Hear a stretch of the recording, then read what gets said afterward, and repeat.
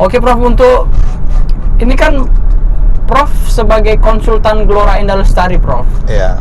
Nah, itu gimana Prof awal mulanya Prof bisa ketemu, bergabung dan menjadi konsultan Gelora Indah Lestari Prof? Baik ya, jadi nama Gelora Indah Lestari itu udah lama saya tahu gitu. Oke. Jadi suatu saat 2010 ketika saya sudah selesai dari pendidikan doktor di Malaysia, kebetulan selama saya di Malaysia itu saya berkenalan dengan banyak orang, termasuk ada Prof. Isha, itu guru besar di UM. Ternyata beliau itu adalah termasuk konsultan di satu industri makanan halal terbesar pada masa itu di Kuala Lumpur, bahkan di Asia Tenggara. Dan begitu saya pulang ke Medan 2009, saya terpikir ini apa mungkin nggak di Medan dibuka cabangnya begitu ya. Nah, maka salah satu cara saya melakukan studi wisata waktu itu. Dan sempat 2 perjalanan saya lakukan. Akhirnya setiap saya dakwah itu, saya sampaikan di forum pengajian. Apakah mereka mau melakukan ikut wisata religi lah begitu ya. Wisata religi ke Penang, karena pusatnya di Kedah, Ipoh, Perlis. Di Ipoh juga ada industri es krim. Rupanya mendapat sambutan. Jadi rombongan pertama berangkat itu ada sekitar hampir 20 orang. Nah, saya terpikir, wah ini harus ke Penang naik pesawat. Waktu itu ada Wings ya, ada pesawat Wings. Harus nyari hotel gitu. Nah, akhirnya saya karena sudah dengar nama Gelora, waktu itu masih di USU ya, kantornya di dekat rumah sakit USU yang sekarang itu di depan Cikal, daerah Cikal. Pergilah saya ke sana, jumpa dengan pegawai Gelora dan jumpa dengan Pak Suhadi, pemilik Gelora. Ya, saya waktu itu belum terlalu dekat. Belilah tiket waktu itu dan hotel voucher. Nah, jadi itu pergi pertama, dan itu pergi kedua juga saya lewat Gelora juga kenal. Nah, sampai pada akhirnya perjalanan ibadah umroh, saya juga diminta ikut membimbing. Kebetulan ada jamaah yang waktu itu saya juga membimbing haji, ingin pergi umroh. Nah, karena saya sudah sering bolak-balik ke Gelora, akhirnya ya saya daftar gitu dengan rombongan dengan PT Gelora. Nah, itu sekitar 2011-12 saya pikir saya sudah menggunakan PT Gelora Indah Lestari untuk bawa jamaah. Dan dari situlah mulai Prof menjadi konsultan? Mula-mula ya sebagai pembimbing ya. Waktu itu saya bawa setiap ada jamaah, kita langsung arahkan ke PT Gelora Indah Lestari, karena saya lihat ya PT Gelora Indah Lestari itu familiar gitu ya, dan profesional dalam mengurus jamaah itu. Saya lihat mulai dari pengaturan keberangkatan, pengaturan rooming listnya dan sebagainya, termasuk apa yang didapati jamaah di tanah air sampai di perjalanan di tanah suci.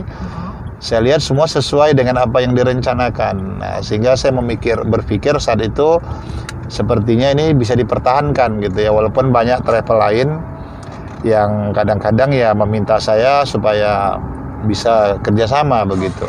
Tapi istilahnya kadung waktu itu sudah jatuh hati ya dengan PT Gelora Indah Lestari. Akhirnya saya selalu berangkat dengan PT Gelora Indah Lestari. Ya memang benar Prof.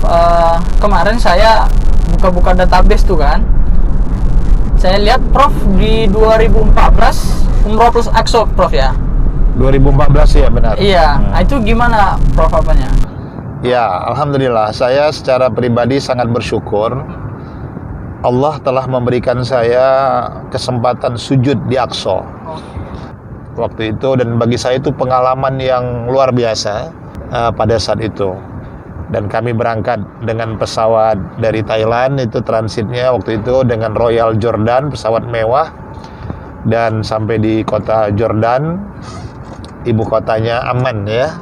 Kita pergi ke Petra, jalan darat, dan cuaca dingin sekali waktu itu. Itu seperti beku ya, mungkin cuacanya sudah minus itu di kota Jordan, kedinginan sekali. Dan disitulah saya baru sadar nggak laku uang rupiah kita.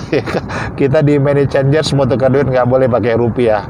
Mereka lebih cenderung pada dolar dolar. Dan kalau kita di Mekah Madinah ngasih tips itu pakai rial, di sana nggak laku. Dolar, Itu supirnya tipsnya pakai dolar US. Itu pengalaman saya pertama ke Aqsa ya. Dan Jadi kita kalau keseluruhannya gimana, Prof?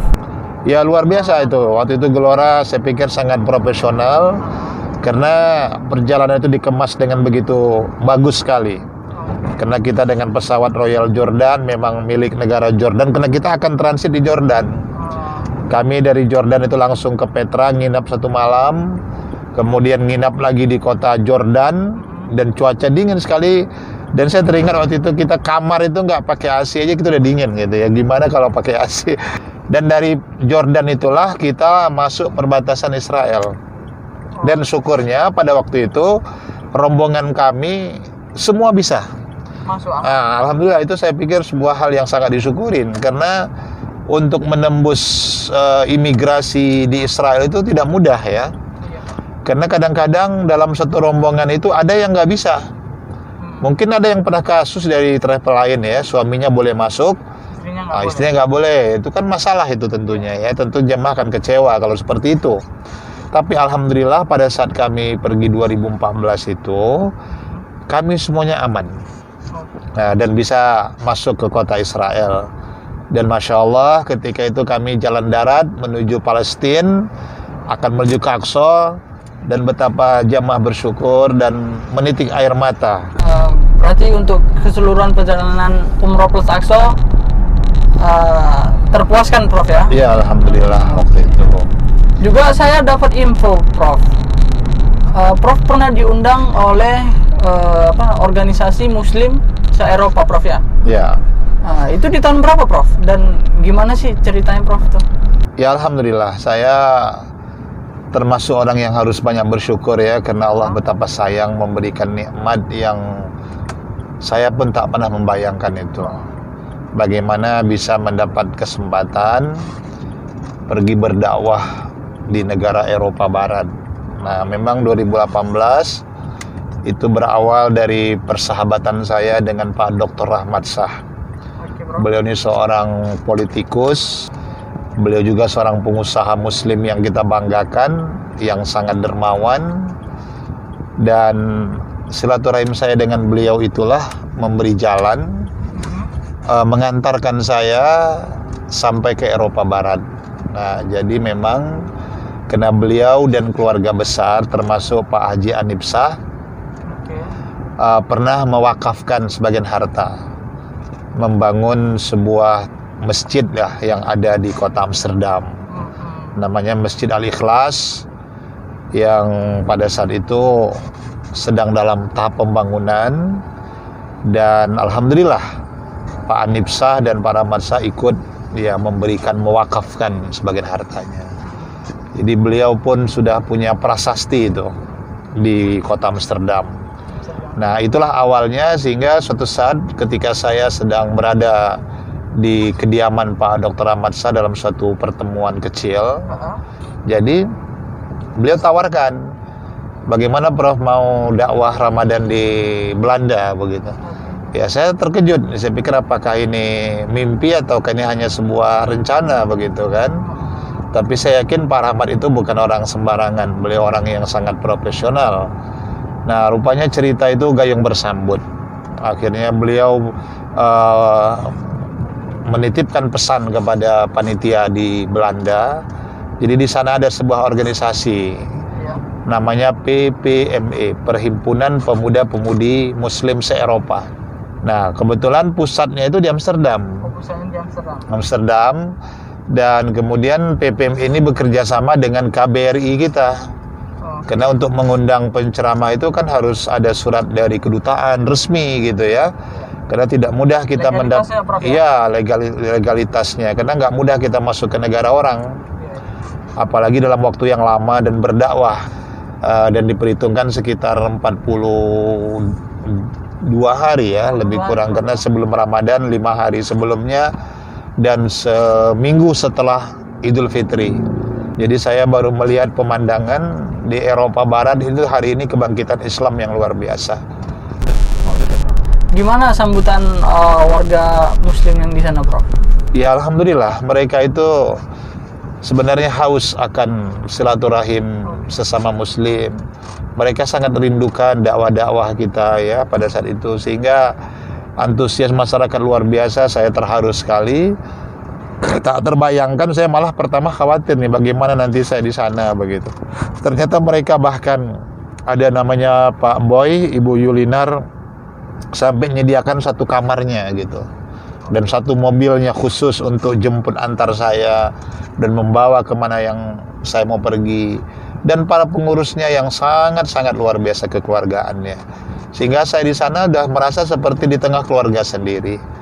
Dan sampai mereka menyusun jadwal itu selama Ramadan, besok saya mau dibawa oleh siapa kemana. Jadi mereka harus lapor ke panitianya. Panitianya bilang, ini Prof ada agenda-agenda nanti Ramadan pertama di sini.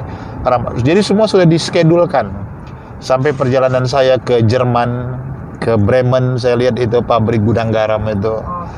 Pergi ke Hamburg, ya, kemudian ke Köln. Bagaimana di sana kita lihat masjid yang dibangun pemain bola itu.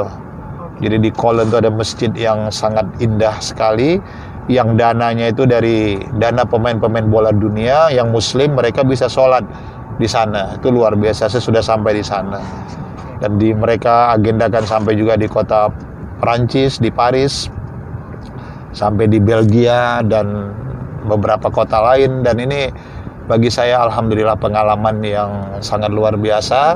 Selain tentu perjalanan saya yang juga tidak tergantikan itu adalah di dua tanah haram, ke Aqsa, apalagi ditambah dengan ke perjalanan di Eropa Barat pada saat itu.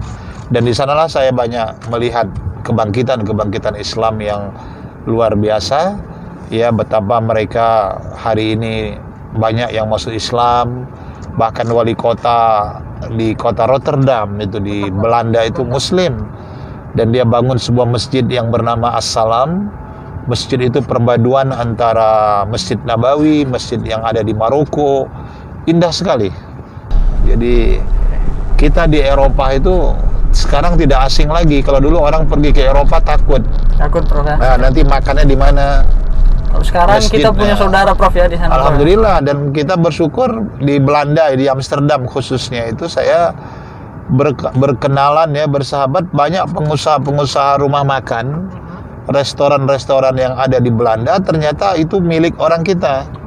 Jadi masakan Indonesia di sana ada belacan, di sana ada nasi goreng. Mungkin karena Belanda ini mereka nenek moyangnya dulu menjajah kita, sehingga generasinya hari ini cucu-cucunya makannya pisang goreng gitu, gitu ya. Karena pengaruh darah nenek moyangnya pernah tinggal di Indonesia menjajah. Jadi mereka familiar dengan makanan Indonesia. Dan itu yang pemilik toko-tokonya itu orang kita di Amsterdam. Itu saya dibawa ke beberapa tempat makan yang milik orang kita. Di Belanda itu terkenal sekali seperti restoran Ibu Sri, itu ada yang sangat terkenal di YouTube juga ada. Bahkan ketika ada syuting film Sidul di Belanda, sempat di sana, Prof. Ya, itu sebelum saya datang ada syuting di sana. Masih ada musim bunga tulip.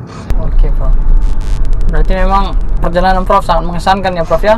Alhamdulillah. Dari mulai umroh plus Aqsa tadi sampai menjadi ataupun berdakwah di tanah Eropa, Prof ya. Benar, alhamdulillah. Dan semua itu tidak pernah terbayangkan sebelumnya. Oke, Prof, ini mungkin terakhir, Prof.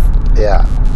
Apa sih kesan Prof selama menjadi konsultan Gelora Indah Lestari, Prof?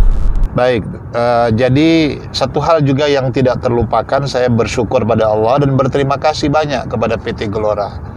Karena PT Gelora telah menjadi wasilah bagi saya untuk datang ke dua tanah haram, bahkan sampai ke Aqsa. Semua itu datang dari Allah, tapi PT Gelora Indah Lestari bagi saya adalah jalan yang bagi saya tidak terlupakan, yang telah mengantarkan saya sampai ke dua tanah haram itu berulang-ulang kali.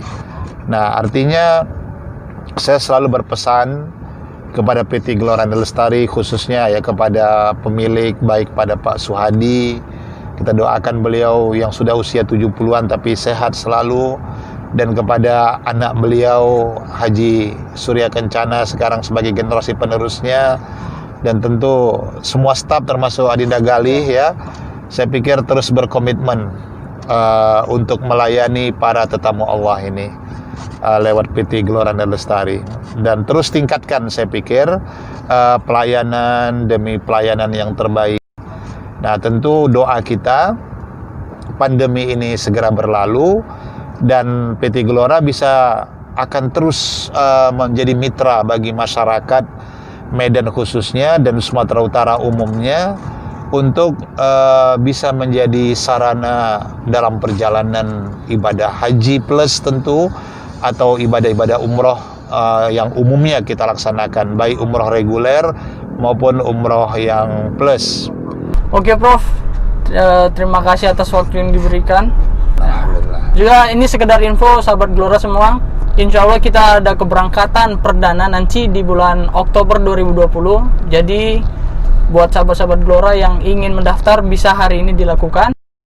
Dan juga kita ada program baru, yaitu program pembiayaan umroh. Artinya berangkat dulu umroh, lalu nanti pulangin dibayar. Dan insya Allah umroh dibimbing langsung dengan Profesor Muzakir akan dilaksanakan insya Allah di bulan November 2020. Amin. Prof ya. Insya Allah.